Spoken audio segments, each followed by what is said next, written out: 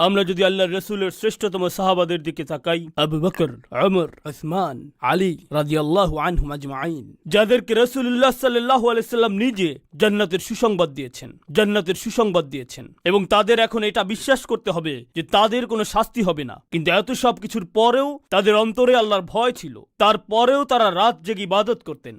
তারপরেও তারা কিয়ামতের দিন আল্লাহর সামনে দাঁড়ানোর ভয় পোষণ করতেন।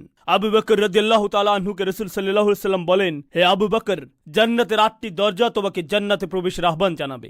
একবার ধারণা করুন, জান্নাতের 8টি দরজা পরস্পর প্রতিযোগিতা করছে। হযরত ওমর সম্পর্কে রাসূল সাল্লাল্লাহু আলাইহি সাল্লাম বলেন, হে ওমর, তুমি যখন কোনো পথ দিয়ে হাঁটো, শয়তান অন্য পথ দিয়ে পালিয়ে যায়।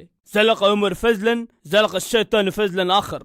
আর হযরত উসমানের নিকট রাসূল সাল্লাল্লাহু আলাইহি সাল্লাম তার 2 কন্যাকে বিয়ে দেন। একবার কল্পনা করুন, আল্লাহর রাসূল আপনার শ্বশুর। হযরত আলী রাদিয়াল্লাহু তাআলা আনহু সহ এরকম 10 জন সাহাবীকে এক হাদিসে জান্নাতের সুসংবাদ দেয়া হয়। আশারায়ে মুবাশশিরিন, তুমি জান্নাতি, তুমি জান্নাতি, তুমি জান্নাতি, তুমি জান্নাতি। কিন্তু এর পরেও আমার প্রিয় ভাই ও বোনেরা, তাদের অন্তরে আল্লাহর ভয় ছিল। তাই এখন আমি আপনাদেরকে জিজ্ঞেস করি, কেন আমাদের এই ব্যাপারে কোনো উদ্বেগ উৎকণ্ঠা নেই? তাহলে আমাদের অন্তরে কেন ভয় নেই? মানুষ চালাকি করে বলে, আমার আল্লাহর রহমতের উপর বিশ্বাস আছে। আমি আপনার মতো নই, আমার আল্লাহর রহমত এবং দয়ার উপর বিশ্বাস আছে। আমি তাদেরকে বলি, তাহলে আবু বকর, ওমর ও উসমানের অন্তরে কি ছিল? আল্লাহর দয়ার উপর সন্দেহ?